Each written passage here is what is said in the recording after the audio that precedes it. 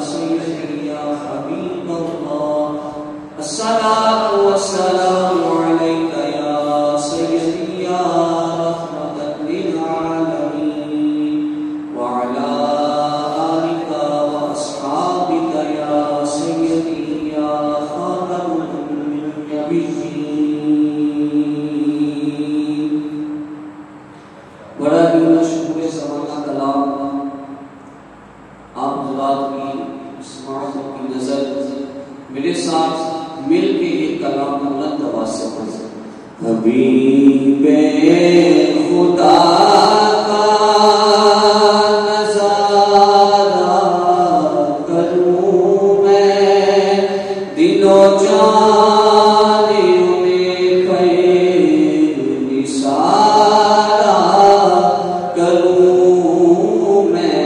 مل کے پڑھ لیجیے کہ حبیب خدا کا نظارہ کروں میں، دل و جان میں خیر نثارہ کروں میں۔ حبیب خدا کا میرا دین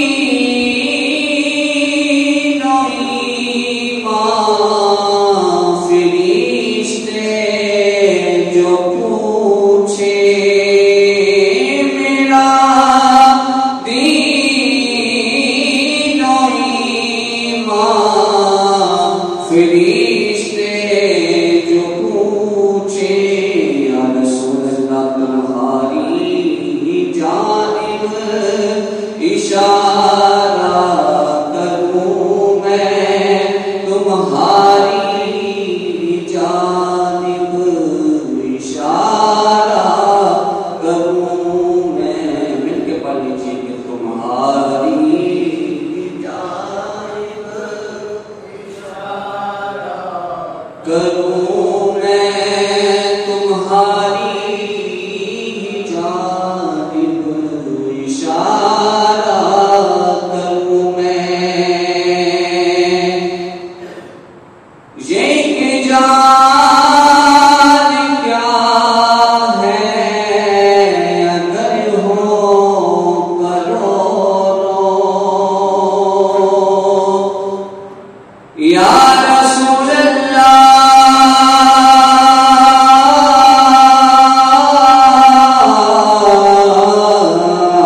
ایک جان کیا ہے اگر ہو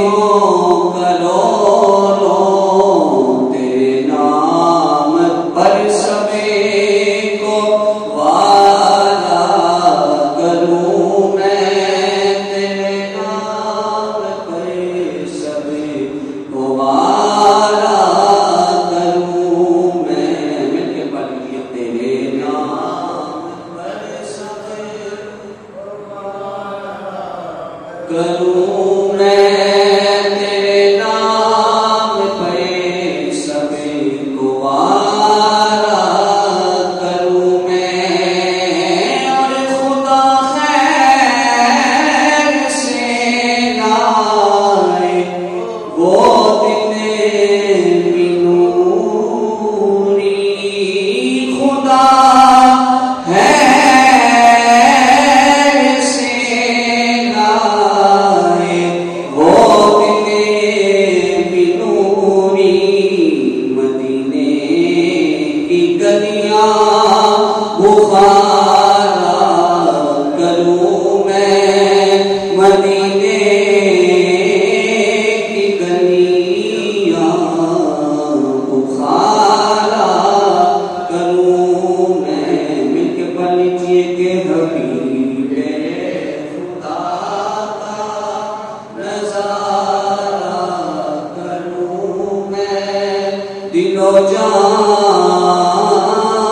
میں کوئی نثارہ کروں میں۔ حبیب خدا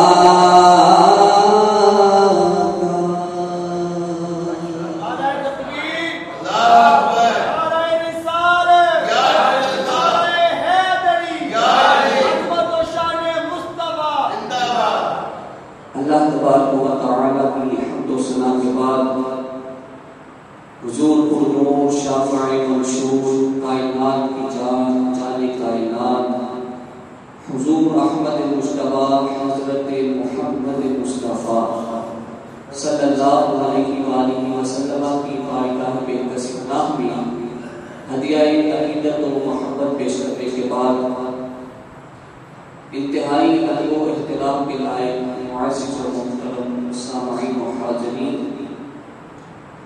سورہ حامیم سجدہ کی چند آیات آپ حضرات کے سامنے پیش کی ہیں۔ اللہ تبارک و تعالی سے دعا ہے کہ رب کائنات مجھے حق بیان کرنے، آپ حضرات کو سماعت کرنے اور مجھے بیان کر کے آپ حضرات کو سن کے ہم سب کو عمل کرنے کی توفیق عطا فرمائے۔ سب سے پہلے میری اپنے دوستوں سے گزارش ہے کہ آگے آگے تشریف لے آئیں تاکہ جو بعد میں آنے والے دوست ہوتے ہیں ان کے لیے کسی قسم کی پریشانی نہ ہوئی۔ آپ ذرا بھی آگے تشریف لے آئیں۔ عزیزان گرامی قدر، اللہ تبارک و تعالی سورہ حامیم سجدہ، اللہ تبارک و تعالی آیت نمبر 30 میں اپنے ان بندوں کا تذکرہ کرتا ہے کہ جو جبل مسلسل کی طرح اس دین پر قائم ہیں، جنہوں نے جب پڑھ دیا لا الہ الا اللہ محمد رسول اللہ صلی اللہ علیہ وآلہ وسلم، تو پھر پیچھے مڑ کے نہیں دیکھا بلکہ اپنی نظر کو آگے ہی رکھا، چاہے ان پر مصیبتوں کے پہاڑ توڑے گئے، چاہے ان کے جسم کے ٹکڑے ٹکڑے کر دیے گئے، چاہے ان کے جسم پر گرم پتھر رکھے گئے، چاہے ان کے جسم کو درمیان سے ٹکڑے ٹکڑے کر دیا گیا ہے، لیکن وہ جبل مسلسل کی طرح اس دین پر قائم ہے۔ رب تعالیٰ اپنے ان بندوں کا تذکرہ ان الفاظ میں کرتا ہے، فرمایا ان الذین قالوا، بے شک وہ لوگ جنہوں نے کہا، قالوا جنہوں نے کہا، ربنا اللہ، ہمارا رب اللہ ہے، ہمارا رب اللہ ہے، بلند آواز سے ربنا اللہ، ہمارا رب اللہ ہے، ربنا اللہ ثم استقاموا، جنہوں نے کہا ہمارا رب اللہ ہے، پھر اس کے ثابت قدم رہے، پھر اس پر ڈٹ گئے، پھر انہوں نے پیچھے مڑ کے نہیں دیکھا، ان پر مصیبتوں کے پہاڑ توڑے گئے، ان کے جسموں کو چھلنی کیا گیا، ان کے جسموں کے ٹکڑے ٹکڑے کر دیے گئے، ثم استقاموا، لیکن وہ جبل مسلسل کی طرح ڈٹے رہے۔ اللہ تعالیٰ ارشاد فرماتا ہے ان کو میں انعام کیا عطا فرماؤں گا، فرمایا تنزل علیہم الملائکہ، میرے فرشتے ان پر نازل ہوتے ہیں، میرے فرشتے ان پر نازل ہوتے ہیں۔ اللہ تخافوا، دنیا والوں سن لو، میرے ان بندوں کو نہ دنیا میں کوئی خوف ہوگا نہ آخرت میں کوئی خوف ہوگا۔ اس دن کہ جس دن ساری کی ساری انسانیت خوف میں مبتلا ہوگی، وہ دن کہ جو بڑا سختی کا دن ہے، اس دن وہ اللہ رب العزت کی طرف سے کسی خوف میں مبتلا نہیں ہوں گے۔ ولا تحزنوا، اللہ تعالیٰ ارشاد فرماتا ہے نہ ان کو دنیا میں غم ہوگا نہ ان کو آخرت میں غم ہوگا۔ پھر اللہ تعالیٰ اپنے بندوں کو خوشخبریاں سناتا ہے۔ میرے دوستو، ناز کرو اپنے آپ پر کہ اللہ تعالیٰ نے ہمیں یہ دین عطا فرمایا، دعا کیا کریں یا اللہ تو نے ہمیں یہ دین عطا فرمایا ہے، اس دین پر استقامت بھی عطا فرما، اس دین پر استقامت بھی عطا فرما۔ اللہ تعالیٰ ارشاد فرماتا ہے میرے وہ بندے جنہوں نے کہا ہمارا رب اللہ ہے، ثم استقاموا، پھر اس پہ ڈٹے رہے، تنزل علیہم الملائکہ، میرے فرشتے ان پر نازل ہوتے ہیں۔ اللہ تخافوا، ان کو نہ اس دنیا میں ہو، ان کو نہ آخرت میں ہو، ولا تحزنوا، نہ وہ اس دنیا میں غمگین، نہ وہ اس دنیا میں غمگین ہوں گے۔ اللہ تعالیٰ ارشاد فرماتا ہے پھر انعام میں ان کو کیا عطا فرماؤں گا، فرمایا وَأَبْشِرُوا بِالْجَنَّةِ الَّتِي كُنْتُمْ تُوعَدُونَ، اے محبوب ان کو یہ خوشخبری سنا دو، اللہ تعالیٰ ان کو نیک تمہاری جنت عطا فرمائے۔ اللہ تعالیٰ ان کو نعمتوں والی جنت عطا فرمائے گا. پھر یہ نہیں کہ ان کو جنت عطا فرمائے گا. اللہ تبارک و تعالی ارشاد فرماتا ہے نحن اولیاؤکم، ہم ان کے دوست ہیں، ہم ان کے ساتھی ہیں. اللہ تعالی ارشاد فرما رہا ہے کہ تم دنیا میں رہتے ہوئے ایک دوسرے کو دوست بناتے ہو اور کسی کی دوستی میں دھوکہ بھی ہو سکتا ہے، جھوٹ بھی ہو سکتا ہے. رب تعالی ارشاد فرماتا ہے کہ جو میرے دین پر استقامت اختیار کرے گا میں اس کا دوست ہوں، میں اس کا اس دنیا میں بھی دوست ہوں، اس دنیا میں بھی اس کا دوست ہوں. فرمایا فی الحیات دنیا، یہ قرآن کے الفاظ ہیں. رب تعالی ارشاد فرماتا ہے فی الحیات دنیا، اس دنیا کی زندگی میں بھی ہم اس کے ساتھی، وفی الآخرہ، اور ہم آخرت میں بھی اس کے ساتھی، آخرت میں بھی اس کے ساتھی ہوں گے. پھر ارشاد فرمایا وَلَكُمْ فِيهَا مَا تَشْتَهِي وَلَأَنفُسُكُمْ وَلَكُمْ فِيهَا مَا تَدَّعُونَ، اور تمہارے لیے ہے اس میں جو تمہارا جی چاہے، اور تمہارے لیے ہے اس میں سے جو تم مانگو. یعنی اللہ تعالی جو تمہیں جنت عطا فرمائے گا، اے اللہ کے دوستوں، اس میں جو کچھ بھی ہوگا پھر وہ تمہارا ہوگا، وہ تمہارا ہے.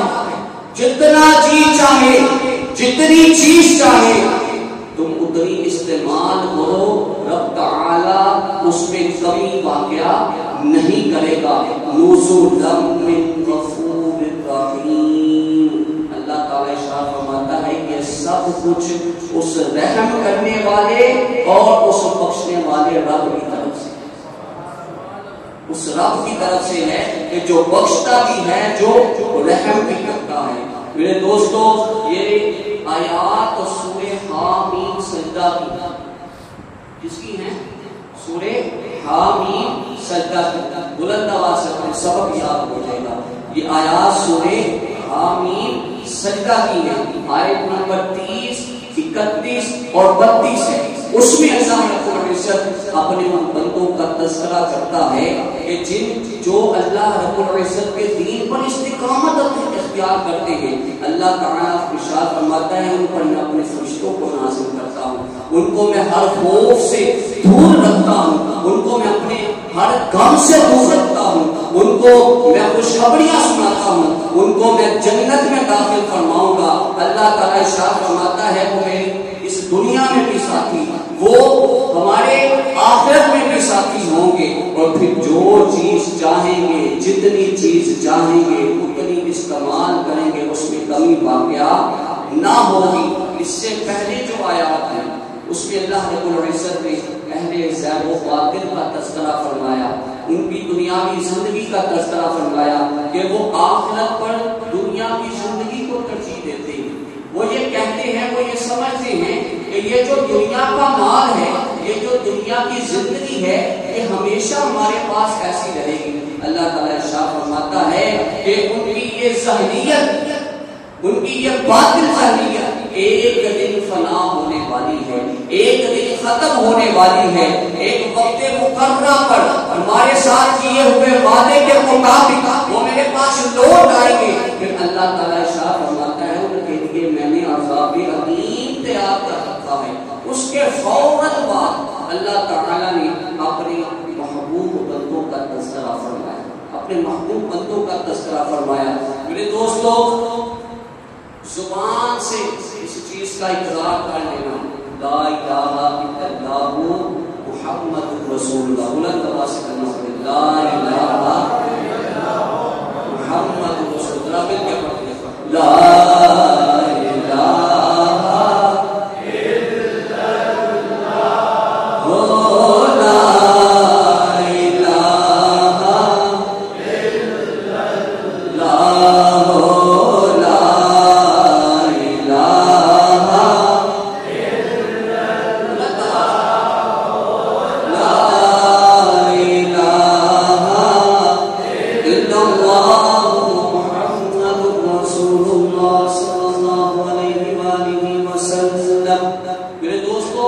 زبان سے اس چیز کا اقرار کرنا، دل سے اس چیز کی تصدیق کرنا آسان ہے، لیکن ساری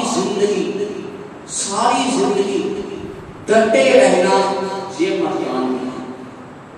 مردانگی ہے میرے دوستو۔ وہ لوگ کہ جنہوں نے لا الہ الا اللہ محمد رسول اللہ صلی اللہ علیہ وسلم کا اقرار کیا، دل سے اس چیز کی تصدیق کی، ان پر بڑے بڑے مصیبتوں کے پہاڑ توڑے گئے، لیکن وہ جبل مسلسل کی طرح اپنی دین پر ڈٹے رہے۔ ان کے جسم کے ٹکڑے ٹکڑے کر دیے گئے، لیکن انہوں نے صرف انحراف اس دین سے نہیں کیا، بلکہ آگے وہ اللہ اور اس کے رسول سے محبت کرتے تھے۔ اس محبت میں، اس عشق میں اور زیادہ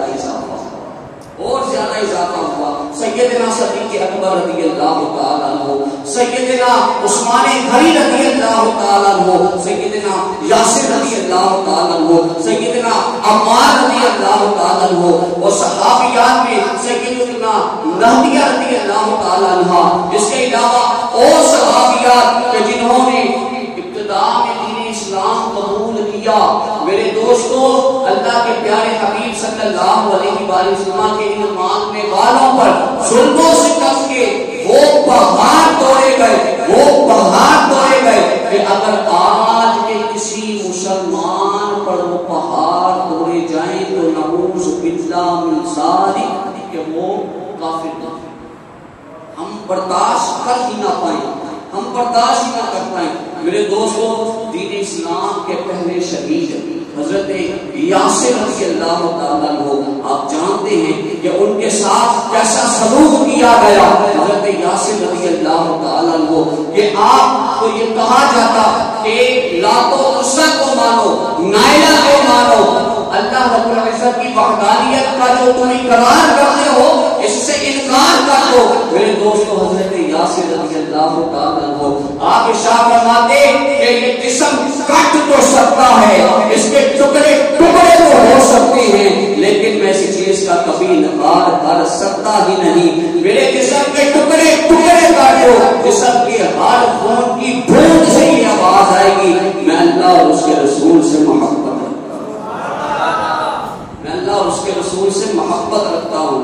میرے دوستو، خود کے ہوئے گھوڑوں کے ساتھ ایک ٹانگ ادھر باندھی جاتی ہے، ایک ٹانگ ادھر باندھی جاتی ہے، اور ان گھوڑوں کو مخالف سنتوں پہ دوڑا دیا جاتا ہے۔ سیدنا یاسر رضی اللہ تعالیٰ عنہ جنہوں نے اپنے خون سے اس دین کی آبیاری کی، ان کی والدہ سیدنا نہدیہ رضی اللہ تعالیٰ عنہ کہ جنہوں نے اپنے خون سے اس دین کی جڑوں کو مضبوط کیا کہ جب گزرے ہوئے گھوڑوں کو مخالف سمت میں دوڑا دیا جاتا ہے، ایک اس طرف دوڑ جاتا ہے، ایک اس طرف دوڑ جاتا ہے، درمیان سے جسم کے دو ٹکڑے ہو جاتے ہیں، لیکن زبان پہ اس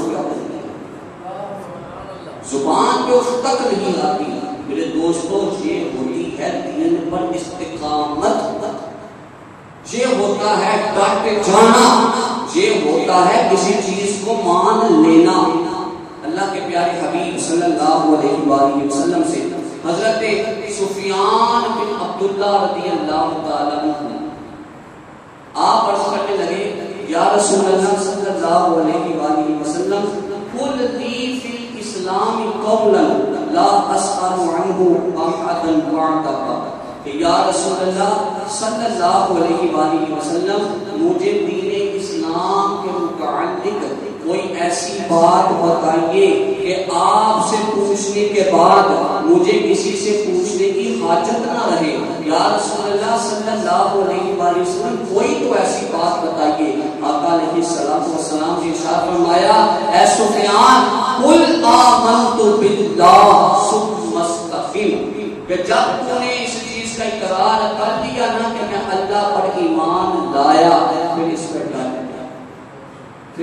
ڈٹ جانا، پھر اس دین سے پیچھے نہ آنا، پیچھے کی طرف نہ آنا، بلکہ اگر تجھے آگ میں ڈالا جائے، آگ میں ڈالے جانے کو برداشت کر لینا، اس دین سے پھرنا نہیں، سر کو انحراف نہیں کرنا، بلکہ ڈٹ جانا۔ قل آمنت باللہ ثم استقم، جب جب تم اس بات کا اقرار کر لو کہ اللہ تعالیٰ ایک ہے، اس کے علاوہ کوئی بھی عبادت کے لائق نہیں، اس کے علاوہ کوئی بھی عبادت کے لائق نہیں، تو پھر اس چیز پہ ڈٹ جاؤ، یہ ایمان ہے۔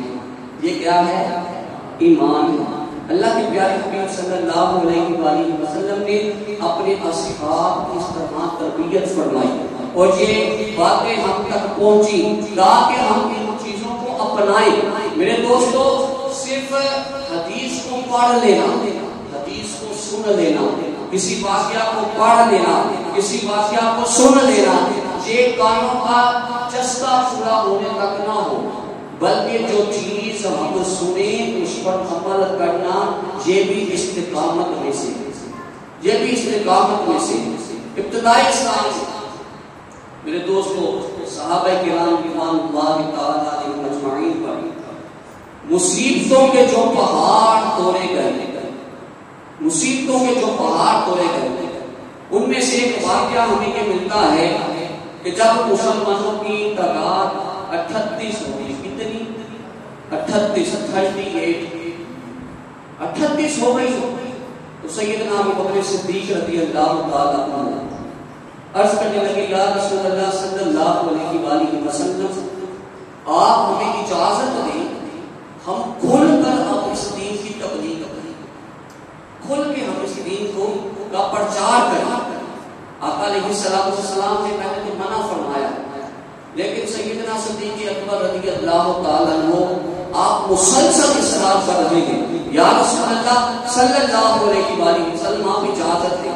آقا علیہ السلام نے اجازت مرحمت فرمائی۔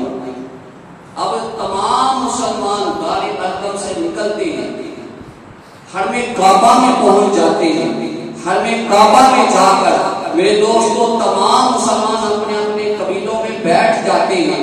سیدنا صدیق اکبر رضی اللہ تعالیٰ عنہ بھی پہنچ جاتے ہیں۔ جب تمام مسلمان اپنے اپنے قبیلوں میں بیٹھ گئے، اتنی دیر میں کائنات کے سردار والی و مختار میرے اور آپ کے کریم آقا حضرت محمد مصطفیٰ صلی اللہ علیہ وآلہ وسلم کی تشریف آوری ہوتی ہے۔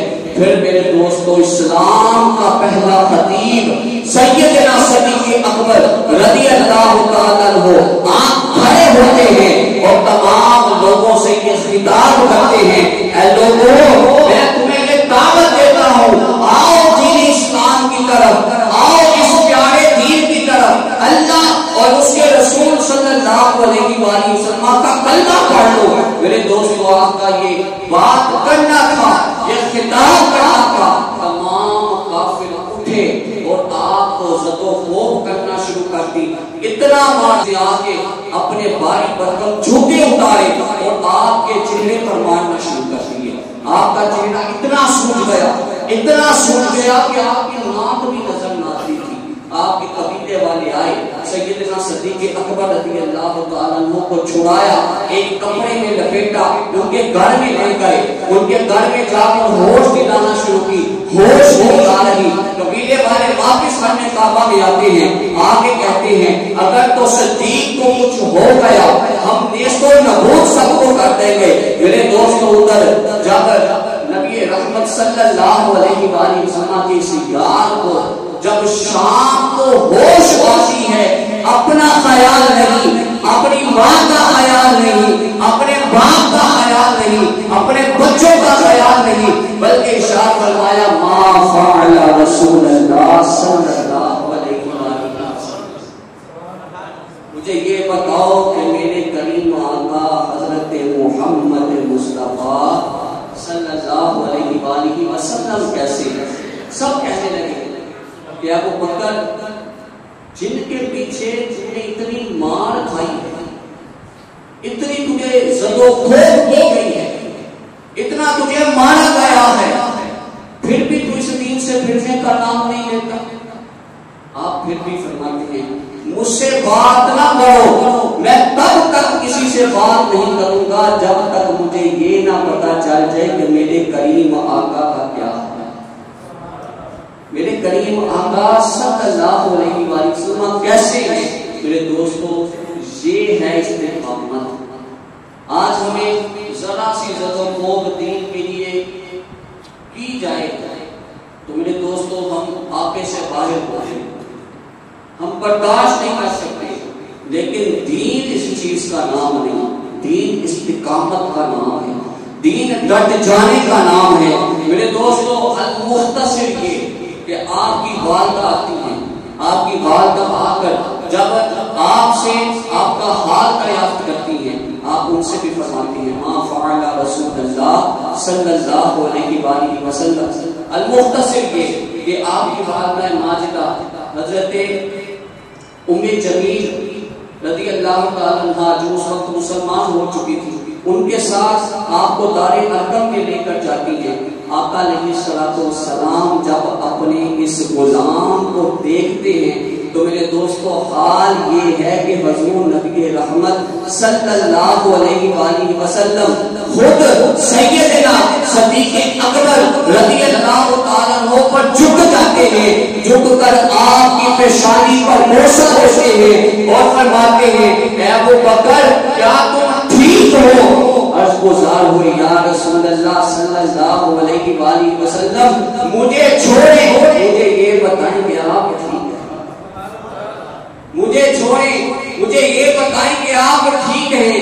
گویا کہ بقول شاعر آپ یہ کہتے تھے، میرے ساتھ مل کے پڑھنا ہے، کروں تیرے نام پہ جان فدا، کروں تیرے نام پہ جان فدا، ایک جان دو جہاں فدا، تو جہاں سے بھی نہیں جی برا، کروں کیا کرو لو جہاں نہیں بلا،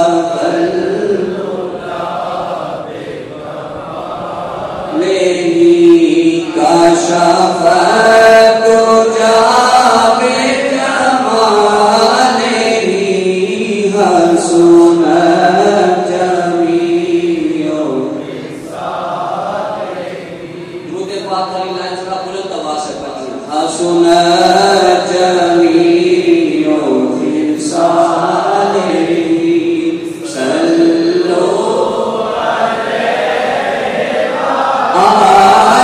صلو علیہ صلو علیہ صلو. میرے دوستو سیدنا صدیق اکبر رضی اللہ تعالیٰ عنہ نے وہ وفا کی کہ جس کی مثال رہتی دنیا تک نہ مل سکتی ہے نہ کبھی ملے گی. سیدنا صدیق اکبر رضی اللہ تعالیٰ عنہ آپ نے آقا علیہ الصلوۃ والسلام کے لیے مارے کھائیں، اپنا مال اسباب سب کچھ آقا علیہ الصلوۃ والسلام کے قدموں پر نچھاور کر دیا، اس دین کے لیے قربان کر دیا. اور جب آپ کا حال نبی رحمت صلی اللہ علیہ وآلہ وسلم نے پوچھا، آپ کی پیشانی پر بوسہ دیا، آپ عرض گزار ہوئے یا رسول اللہ صلی اللہ علیہ وآلہ وسلم آپ بڑے رحیم ہیں، آپ بڑے کریم ہیں، آپ جب کرم نوازی پر آتے ہیں آپ بڑا کرم فرماتے ہیں. یا رسول اللہ صلی اللہ علیہ وآلہ وسلم میں نے اس دین کے لیے مارے کھائے ہیں، میں نے اس دین کے لیے اپنا سب کچھ قربان کر دیا. یا رسول اللہ صلی اللہ علیہ وآلہ وسلم یہ میری ماں مجھے اٹھا کر لائی ہے، میری ماں مجھے اٹھا کر لائی ہے، میری ماں مشرکہ ہے. یا رسول اللہ آپ کا ہاتھ اٹھانا ہے، رب کا قبول کرنا ہے. یا رسول اللہ اپنے نورانی ہاتھوں کو بلند فرمائیے، میری ماں کے حق میں دعا فرمائیے کہ یا الہی ابو بکر کی ماں کو ہدایت نصیب فرما اور اسے دائرہ اسلام میں داخل فرما. میرے دوستو آقا علیہ الصلوۃ والسلام کے ہاتھوں کا اٹھنا تھا کہ سیدنا صدیق اکبر رضی اللہ تعالی عنہ کی والدہ نے کلمہ پڑھا، اسی وقت کلمہ پڑھا، مسلمان ہو گئی. میرے دوستو یہ ہے دین پر استقامت کہ جب آپ دین کے لیے کچھ کرتے ہیں، دین پر استقامت اختیار کرتے ہیں، میرے دوستو اللہ رب العزت آپ کو وہ سب کچھ عطا فرما دیتا ہے جس کی آپ کو تمنا ہوتی ہے، جس کی آپ کو تمنا ہوتی ہے۔ میرے دوستو افسوس کے ساتھ یہ کہنا پڑتا ہے، افسوس کے ساتھ یہ کہنا پڑتا ہے کہ آج ہمارے دین کی عمارتیں اتنی کمزور ہو چکی ہیں، اتنی کمزور ہو چکی ہیں، نہ ہمیں نماز سے محبت رہی، نہ ہمیں قرآن سے محبت رہی۔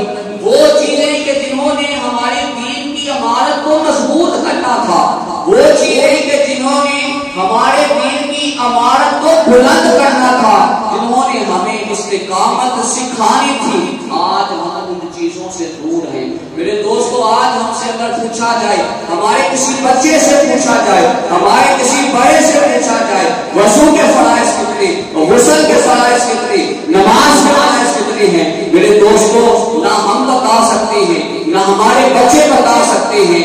اس کی وجہ کیا ہے کہ ہم قرآن سے دور ہیں، ہم نماز سے دور ہیں۔ میرے دوستو نماز وہ چیز ہے کہ جس کے متعلق میرے اور آپ کے کریم آقا حضرت محمد مصطفیٰ صلی اللہ علیہ وآلہ وسلم نے ارشاد فرمایا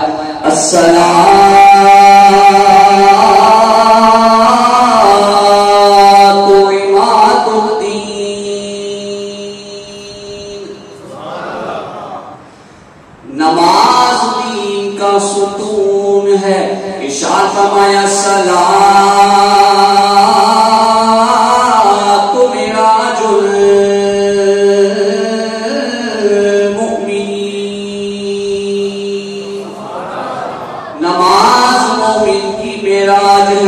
ارشاد فرمایا اللہ کے پیارے حبیب صلی اللہ علیہ وآلہ وسلم نے ارشاد فرمایا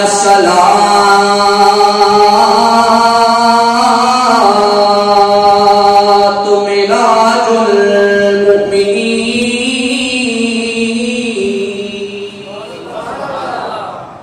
نماز مومن کی معراج، بلند آواز سے نماز مومن کی ارشاد فرمایا میری معراج یہ میں زمین سے آسمانوں پہ گیا، آسمان سے اللہ رب العزت کی بارگاہ میں حاضر ہوا، ارشاد فرمایا میری معراج یہ ہے، میرے امتی کی معراج یہ ہوگی جب وہ نماز پڑھے گا اللہ تبارک و تعالی اسے عروج عطا فرمائے،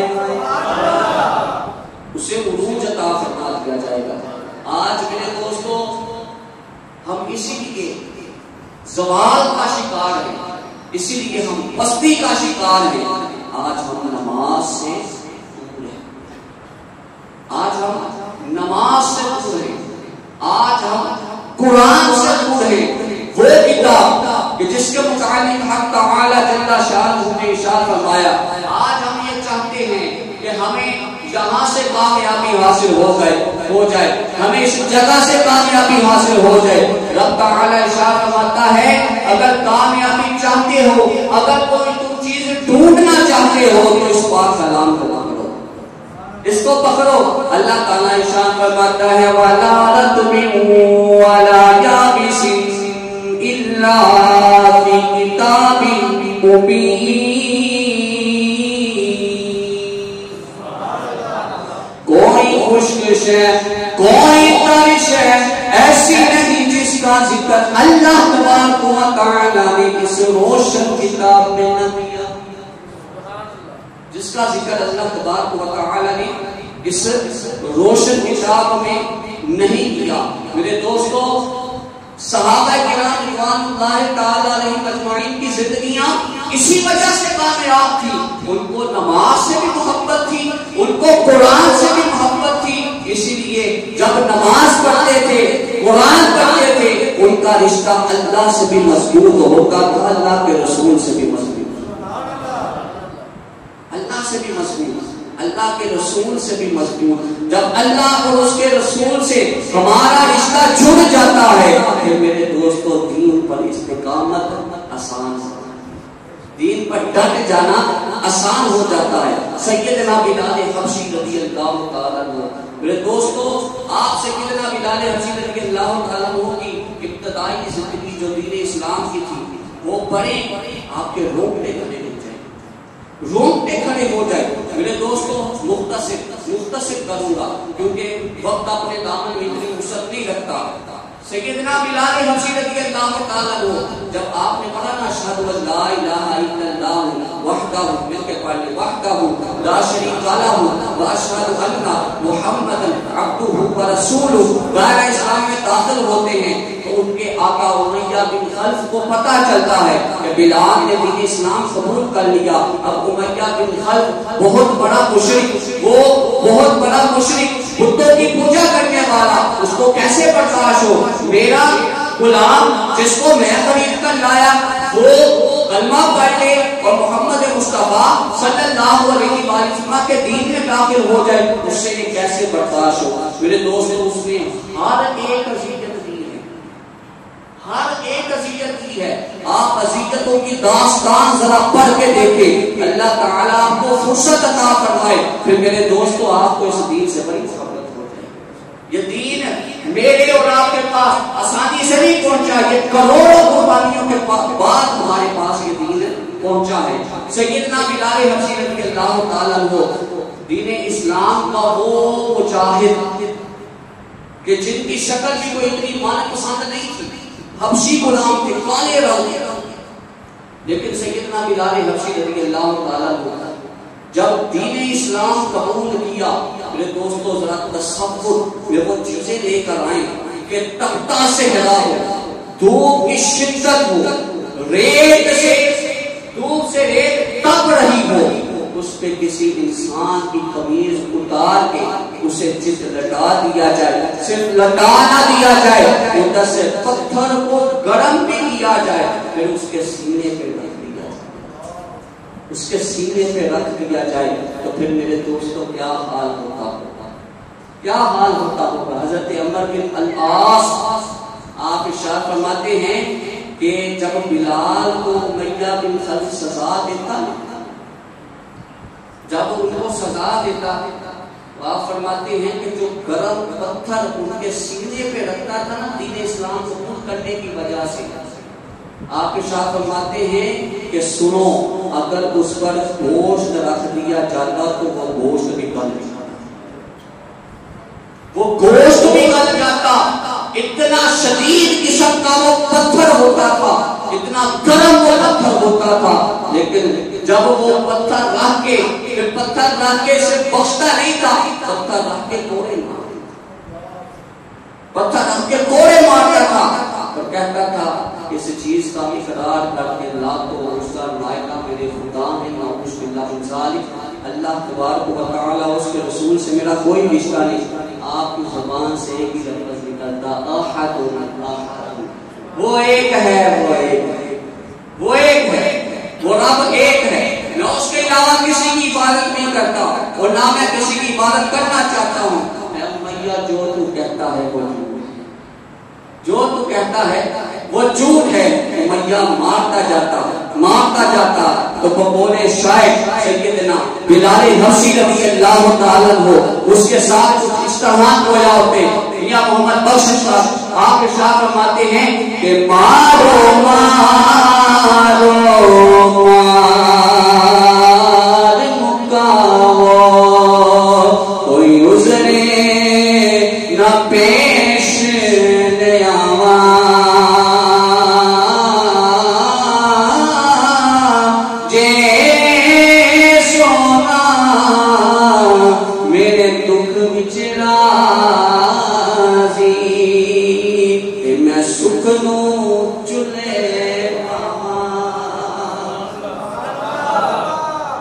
سیدنا بلال حبشی کو بولے شاید امیہ کو اس طرح آپ گویا ہو کہتے کہ مجھے مار ڈال, میرے جسم کے ٹکڑے ٹکڑے کر دے. امیہ پھر بھی میرے جسم سے یہی آواز آئے گی, وہ ذات ایک ہے, محمد مصطفیٰ صلی اللہ علیہ وآلہ وسلم اللہ کے آخری رسول ہے. میرے دوستو دین پر چلنا کوئی آسان کام نہیں. صرف زبان سے اتنی بات کہہ دینا کہ میں مسلمان ہوں آسان ہے، میں بھی کہہ سکتا ہوں، آپ بھی کہہ سکتے ہیں. زبان سے میں اس چیز کا اقرار کرنا کہ میں مسلمان ہوں آسان ہے، لیکن اس دین پہ ڈٹے جانا، اس دین پہ قائم رہنا ہے، یہ سب سے بڑی مردانگی ہے. آج میرے دوستوں، اگر ہم یہ چاہتے ہیں کہ اللہ تبارک و تعالی ہمیں اس دین پر استقامت اختیار فرمانے کی توفیق دے، اگر آج ہم یہ چاہتے ہیں کہ ہم کفر کے ایوانوں میں ایک ہلچل مچا دیں، کفر کو آج ہم کہیں تیز کر دیں، اس کا سب سے بہترین طریقہ یہ ہے کہ ہم اپنی مسجدوں کو آباد کریں، نماز سے اپنی مسجدوں کو آباد کریں. میرے دوستو، آپ ایک جمع غفیر میرے سامنے بیٹھا ہے، اپنے آپ سے یہ وعدہ کریں، میرے ساتھ میں وعدہ کریں، اپنے آپ سے وعدہ کریں کہ ہم نے ہر نماز میں حاضر ہونا ہے، ہم نے ہر نماز پڑھنی ہے، ہم نے اپنی مساجد کو آباد کرنا ہے. ایک انگریز نے بڑی پیاری بات کی ہے، وہ عیسائی تھا لیکن بات بڑی سونی کر گیا، کہنے لگا کہ جس طرح مسلمانوں کی عبادت گاہوں میں نماز جمعہ کا رش ہوتا ہے، اجتماع ہوتا ہے، جس دن اسی طرح ہر نماز میں اجتماع ہو گیا تو دوسری قومیں خود نہیں مر جائیں گی کہ مسلمان جاگ. ہم کیوں نہیں جاگتے؟ ہمیں آج جاگنے کی ضرورت ہے، نماز سے پڑھ سکتے ہیں. اس کے بعد میرے دوستو، قرآن سے پڑھ سکتے ہیں. اللہ کے پیارے حبیب صلی اللہ علیہ وآلہ وسلم نے ارشاد فرمایا، آخری حدیث سے بات کریں، ارشاد فرمایا خود بھی اور اپنی اولاد کو بھی 3 چیزیں سکھاؤ. کتنی؟ بلند آواز، 3 چیزیں سکھاؤ. ارشاد فرمایا پہلی چیز اللہ اور اس کے رسول صلی اللہ علیہ وآلہ وسلم کی محبت سکھاؤ، جتنی بھی سکھا سکتے ہو سکھاؤ. دوسری چیز ارشاد فرمایا کہ اپنی اولاد کو قرآن سے محبت کرنا سکھاؤ. فرمایا تیسری چیز کہ تمہارا دین اسلام میں آنے کے بعد اس سے پھرنا اسی طرح ناممکن ہو جس طرح تم آگ میں ڈالے جانے کو ناپسند کرتے ہو. جس طرح تم ناپسند کرتے ہو نا ہمیں آگ میں ڈالا جائے، اسی طرح تم اس چیز کو بھی ناپسند کرو کہ دین اسلام قبول کرنے کے بعد نعوذ باللہ پیچھے کی طرف جائے. تو آقا علیہ السلام نے ارشاد فرمایا 3 چیزیں ضرور سکھاؤ. اپنے آپ سے وعدہ کریں کہ ہم نے خود بھی یہ 3 چیزوں پر عمل کرنا ہے اور اپنی اولاد کو بھی یہ 3 چیزیں ضرور سکھانی ہے. اللہ تعالیٰ قرآن پاک میں ارشاد فرماتا ہے ان الذین فی الآیات ان الذین قالوا، بے شک وہ لوگ کہ جنہوں نے کہا ربنا اللہ، ہمارا رب اللہ ہے، ہمارا رب بلند آواز ہے، ہمارا رب، ثم استقاموا، پھر اس پہ ثابت قدم رہے، تتنزل علیہم الملائکہ، اللہ ارشاد فرماتا ہے ان پر فرشتے نازل ہوتے ہیں. اللہ تخافوا، پھر ان کو نہ اس دنیا میں خوف نہ آخرت میں خوف ہوگا، ولا تحزنوا، نہ وہ اس دنیا میں غمگین نہ وہ آخرت میں غمگین ہوں گے، وابشروا بالجنۃ التي کنتم توعدون. اللہ تعالیٰ ارشاد فرماتا ہے ان کو خوشخبری سنا دو کہ اللہ تعالیٰ نے ان کے لیے نعمتوں والی جنت تیار فرمائی. نحن اولیاؤکم، ہم ان کے ساتھی ہیں، فی الحیات الدنیا، اس دنیا کی زندگی میں بھی، وفی الآخرہ، اور آخرت کے زندگی میں بھی. وَلَكُمْ فِيهَا مَا تَشْتَهِي أَنفُسُكُمْ وَلَكُمْ فِيهَا مَا تَدَّعُونَ. رب کا قرآن کہتا ہے کہ پھر تم جو چاہو گے، جتنا چاہو گے اتنا تم کھاؤ پیو، استعمال کرو چیزیں. اللہ تبارک و تعالی جنت کی نعمتوں میں کمی واقعہ نہیں کرے گا. نزلا من غفور الرحیم، یہ سب کچھ رحم کرنے والے اور معاف کرنے والے رب کی طرف سے ہے. اللہ تبارک و تعالی ہم سب کو دین پر استقامت اختیار کرنے کی توفیق عطا فرمائے. نماز پڑھنے، قرآن پڑھنے، قرآن سے محبت رکھنے کی توفیق عطا فرمائے. ایک اعلان سماعت فرما لیں. عالم اسلام کی مایہ ناز شخصیت، علمی، روحانی اور فکری فکری لحاظ سے اللہ رب العزت نے ان کو بڑا منقطع عطا فرمایا تھا. میری مراد حضور ضیاء الحق کے شہید جناب حضرت علامہ مولانا رضا الدین صدیقی رحمۃ اللہ تعالی علیہ، جن کا گزشتہ دنوں انتقال ہو گیا. اللہ رب العزت ان کی قبر پر کروڑ رحمت کا نزول فرمائے. ان کے لیے تعزیتی ریفرنس 21 مئی فروز اتوار بعد نماز ظہر جامعہ مسجد حنفیہ موسیٰ رسیہ وارڈ نمبر 4 المعروف قبلہ شاہ صاحب والی مسجد جو کینٹ میں بڑی مسجد ہے، جو کینٹا گھر کی بائیں طرف جو مسجد ہے، وہاں پر تعزیتی ریفرنس ہوگا. آپ تمام احباب سے گزارش ہے کہ خود بھی تشریف لائیں، اپنے دوست احباب کو بھی شرکت کی ضرور دعوت دیں. صرف 1.5 گھنٹے کا پروگرام ہے، 2 بجے پروگرام شروع ہوگا اور 3:30 بجے دعا ہے. ضرور شرکت فرمائیں. اللہ تبارک و تعالی ان بزرگان دین کی قبر